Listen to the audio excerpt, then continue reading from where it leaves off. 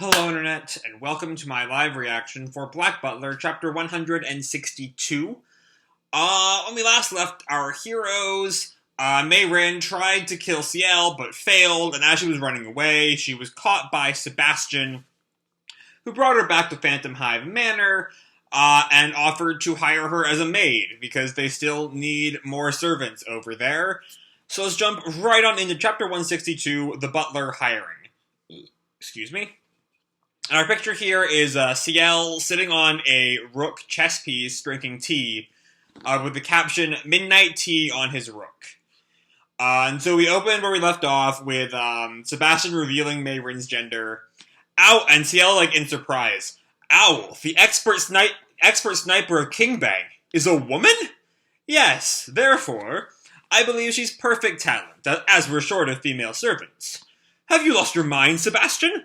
Why would you recruit an assassin to be our maid? But why wouldn't you? Sebastian replies. I'm recruiting her precisely because she's an assassin. And both Ciel and Mey-Rin at the same time are like, what? We are in need of excellent servants to restore the earldom. However, what we require of the Phantom Hive family servants are different from that of other manors. Thus, it is extremely difficult to find the right servants. Requirements. This is a Mey-Rin who doesn't really know what the Phantom Hives get up to. Servants must possess specialized skills to protect their master from danger. They must also be in circumstances that prevent them from ever betraying their master. Moreover, young master must have personally acknowledged their talents. Owl fulfills all three conditions. But, and Mey-Rin just snaps at them, will you listen to me? I won't do it. I mean, how the hell can an assassin work as a maid? And Sebastian looks back at her. Can you really not? The duty of both maids and assassins is to purge the filth their masters find offensive. That's certainly a way of looking at it. I believe the only difference between them is whether they use a duster or a gun. In any case, how do you plan to make a living if you insist you can only kill people? A Chinese mafia is after your life. You do not have a passport or a reference. You won't be able to work as a thief or a beggar. Well, and Mey-Rin kind of pauses because he's got her beat there. This manor welcomes servants with no prior experience. Age, race, background is no concern. We guarantee pay and days off. We provide a variety of supplies such as sugar and tea. You may receive a pay raise if you work hard. Our uniforms are designed by a first-class tailor. And Mey-Rin is, literally dazed by that. It is written above her head. Well, Sebastian smiles down at her. It's not a bad deal, is it? Those eyes. Won't you make the most of those for young master? That's the line that started the flashback, right? Does that mean we're almost out of this fucking flashback? Oh, praise the Lord. Praise the Lord if we're out of this flashback. And Mey-Rin just thinks, these guys are out of their minds. If this means you're gonna run away for a couple of chapters, I'm gonna be so fucking pissed. So they want me as their maid? King Bang will come after them if I stay here.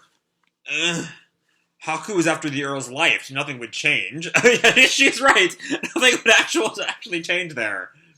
I'll have a better chance of killing the Earl if I stay here. But King Bang's trying to kill me because the assassination attempt was unsuccessful.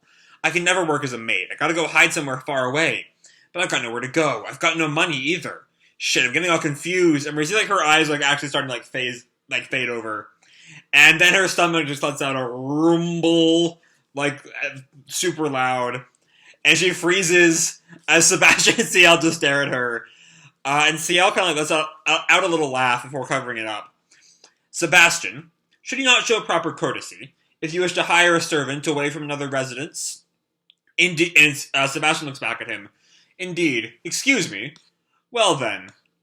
And he sets up this whole fucking, fancy dining room, empty table. Please be seated here. He, sets out a chair for her. Excuse me. That's Sebastian, excuse me. He's undoing her robes. What are you doing? Well, as Ciel looks at her, you can't have a meal without your hands. Have a meal? And she looks down and sees, the silverware all laid out. They've placed knives in front of their assassin. How could they be so stupid? I'll take the child hostage. And she grabs a knife. Owl. And Sebastian, with a devilish smile over her ear, start with a knife on the outside. And Mey-Rin, shivers as she turns back to face him. Ciel sits down and glares at Sebastian. Do not embarrass our guest. It's the basics of hospitality. Don't worry about table manners. As Mey-Rin glares at Ciel, she thinks, they dare call me a guest? Do they think I'm stupid? Thank you for waiting. And Sebastian's just come out with a full course meal made.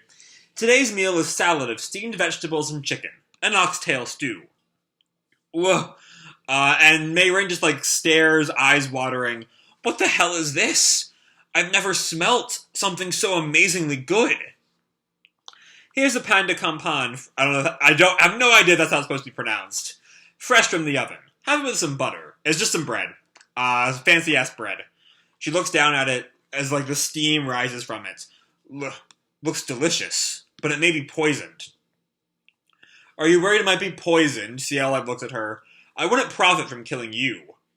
Mey-Rin looks at him, kind of uncertain. When are you going to put that knife down? She's still holding the knife, by the way. You don't know how to eat that? Now watch me. He takes apart a piece of the bread and dips it in the stew. Young master, that's bad table manners. Sebastian just glares at him. Today I'll eat as I wish. Stew tastes best this way. And Mey-Rin watches him as he eats the bread. Not bad. Here, and he tosses her the other part of his bread. You try it too. And she catches it, and she holds it. It's right, because she's farsighted, so she can't actually see the food in front of her. Actually, hold on, I forgot about that. It's soft and warm because we see it through her eyes, and the bread's really hazy. And she takes she sniffs it. It doesn't smell moldy. It's a sweet smell of wheat and butter. And she goes to dip it into the stew. She puts it to her mouth and she eats it. Ciel and Sebastian watch her, and she the knife falls out of her grip and clatters to the ground. And she just starts weeping, having never tasted something so good. I stole jewelry. I took people's lives. I kept stealing and taking to eat cold bread. The food's hot. It's hot. It's actually the heat that gets to her. Okay. That's so. And she then just chows down on the stew, slurps it all up. And as she's crying and sniffing and devouring, Sebastian just smiles. I am glad the food suits your taste. Sebastian, bring another helping of bread and stew. And Mey-Rin just eats as the chapter ends.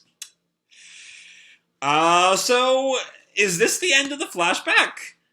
I think sometime next chapter we'll finally come back to the present at long last after so many months of fucking Mey-Rin flashbacks.